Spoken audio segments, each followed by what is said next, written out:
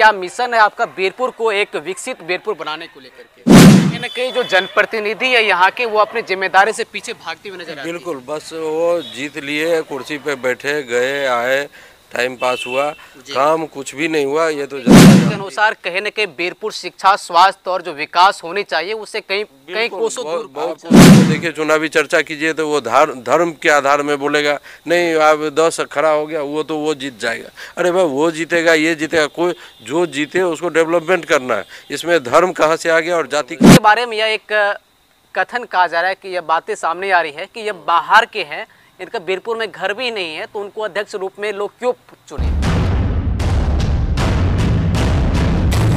नमस्कार, मैं प्रदीप प्रभाकर, आप देख रहे हैं एमएन एक्सप्रेस न्यूज।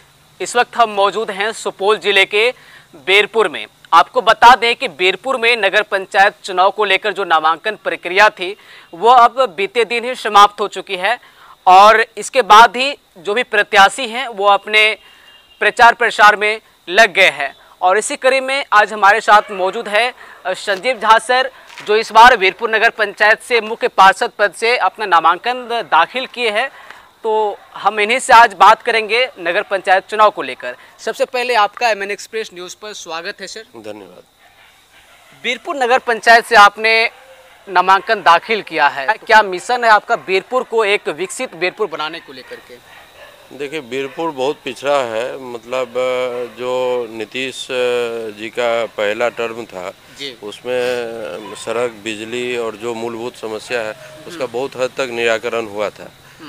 लेकिन जिस प्रकार से बिहार के अन्य जगहों पे सड़कें बनी या और भी काम हुआ, तो बीरपुर में कुछ हुआ नहीं और डिटोरिएट करता गया। यहाँ पे कुछ टेक्निकल समस्या है, जैसे कोसी प्रोजेक्ट का ज़्यादातर जगहों में सड़कें या ज़मीन है, नगर पंचायत टैक्स उनसे भी लेती है। लेकिन जब काम करने का बात आता है तो यह कोसी प्रोजेक्ट का है बोल के छोड़ दिया जाता है। आज तक किसी ने इस पर पहल नहीं किया। कहीं न कहीं जो जनप्रतिनिधि है यहाँ के वो अपने जिम्मेदारी से पीछे भागते हुए नजर आ रहे हैं। बिल्कुल, बस वो जीत लिए, कुर्सी पे बैठे, गए आए, टाइम पास हुआ, काम कुछ भी नहीं हुआ। ये तो जनता जानती है। और आप अगर बाहर से आए हैं तो आप देख लीजिए, बीरपुर में एक बार घूम लीजिए, वीडियो बना लीजिए, आप लोगों से पूछिए।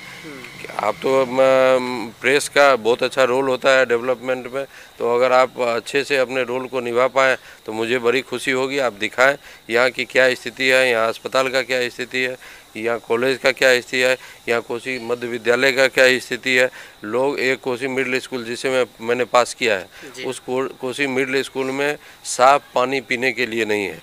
वहाँ के बच्चे को प्यास लगता है तो आधा किलोमीटर के दूरी पर कोसी क्लब के मैदान में दुर्गा मंदिर है, वहाँ से बोतल में पानी लाके वहाँ के शिक्षक और बच्चे पानी पीते हैं। तो आपके कथन के अनुसार कहीं न कहीं बीरपुर शिक्षा, स्वास्थ्य और जो विकास होनी चाहिए उससे कहीं कोसों दूर, बहुत कोसों दूर है। मैं बता रहा हूँ, वही बता रहा था मैं कि जो मेयर है या मुख्य पार्षद बोलते हैं वो है, तो आप देखेंगे मुख्य पार्षद को स्थानीय विधायक या स्थानीय सांसद से मुझे लगता नहीं 1-2 बार से ज़्यादा मिले हों, या मिले भी हैं कि नहीं हमको नहीं पता।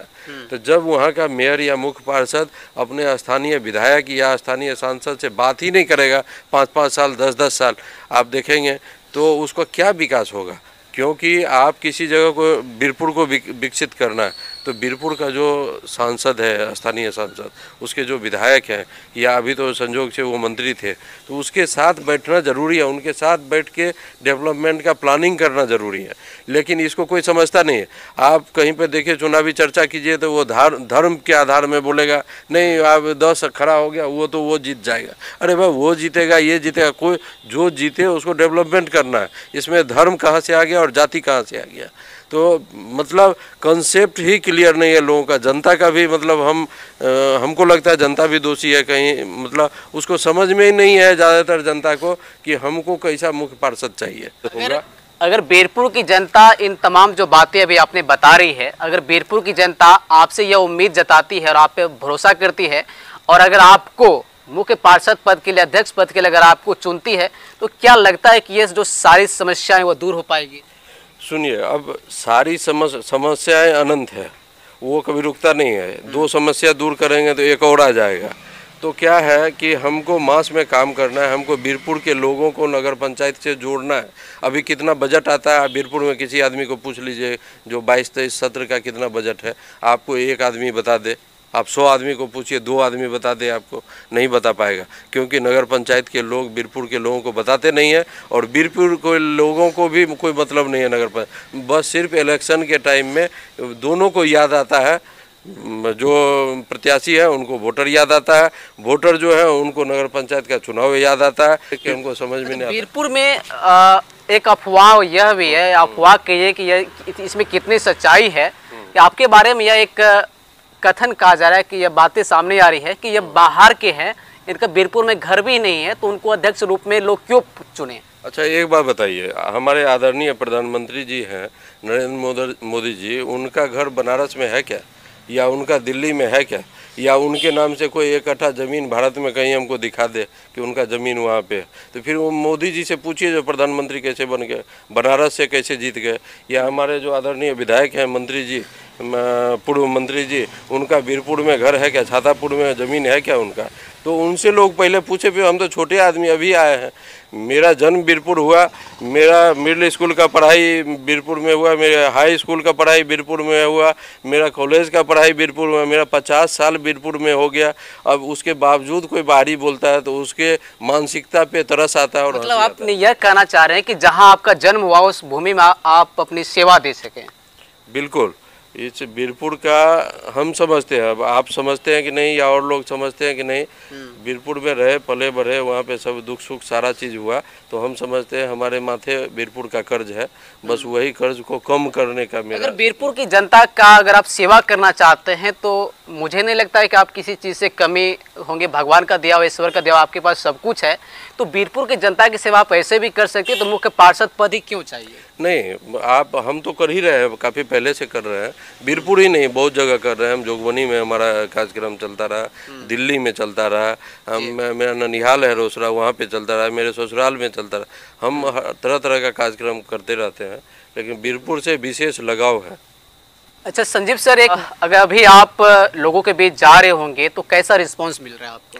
रिस्पॉन्स बहुत अच्छा है। मैंने 86 में 10th किया था, तो मेरा जो बैचमेट है लगभग 70-80 या उससे ज़्यादा लोग होंगे जो मेरे साथ लड़का या लड़की पढ़ते थे, तो जो बहुत सारे लोग बाहर भी हैं, तो मेरे लिए वो लोग आ रहे हैं।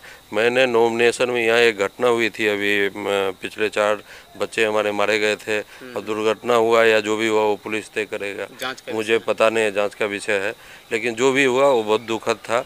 उसके कारण हम लोगों का उत्साह थोड़ा कम हो गया। फिर भी मैंने नॉमिनेशन में किसी को नहीं बुलाया। मेरे जो पिताजी हैं, ये मेरे एकदम अभिन्न मित्र 2-4 लोग हैं, या मेरे 2-4 रिलेटिव हैं, उनको छोड़ के मैंने किसी को कहा नहीं। फिर भी मेरे 2 मित्र पटना से आए, 14-15 लोग मेरे विराटनगर से आए, 4-5 मित्र मेरे जोगबनी से आए, और भी जगहों से आना था, उनको मैंने मना कर दिया कि यहाँ का स्थिति ठीक नहीं है, सारे लोग दुखी हैं और गम का माहौल है, इसलिए आप लोग प्लीज़ मत आइए। और हम लोग एकदम सादगी के साथ जाके नॉमिनेशन किए। क्या लग रहा है कि बीरपुर की जनता आप पे भरोसा जताएगी? मुझे तो लगता है जताना चाहिए, अगर जताएंगे तो बीरपुर वासी खुश रहेंगे, बस, और हम ज़्यादा कुछ कहेंगे नहीं।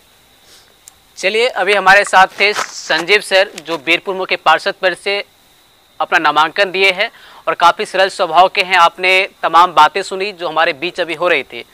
तो अब तक के लिए बस इतना ही। हम संजीव सर से फिर मुलाकात करेंगे जब इनका चुनाव चिन्ह आएगा, तो हम पुनः बीरपुर आएंगे और सर से मिलेंगे कि कैसा अब तक का प्रचार प्रसार चल रहा है। तो फिलहाल आप देख रहे थे MN एक्सप्रेस न्यूज। मैं हूँ आपके साथ प्रदीप प्रभाकर। धन्यवाद।